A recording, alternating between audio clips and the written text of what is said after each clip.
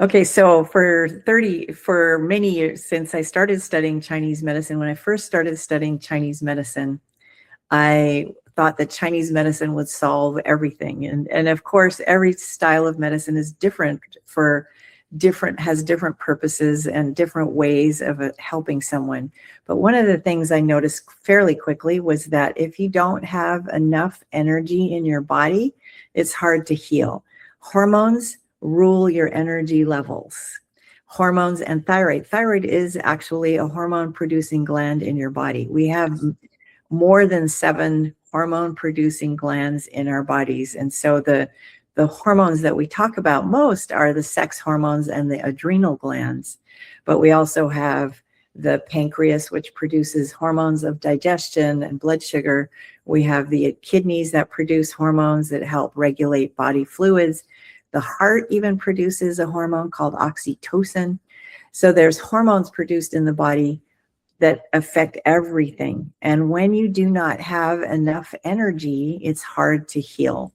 So I address hormones looking at all sorts of different things depending on what's going on with you. But in particular, of course, we talk a lot about the adrenal glands, the sex hormones, and the thyroid as being the ones that drive the energy that we have.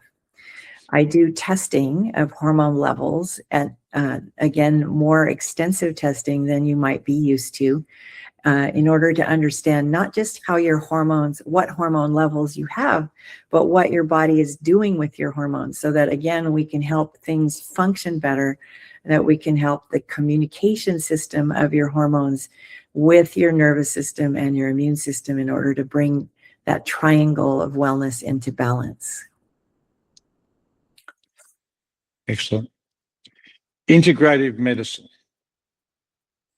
Integrative medicine is another word for holistic medicine. I like to say holistic medicine because I believe in using all of the available tools that we can in order to help you get well.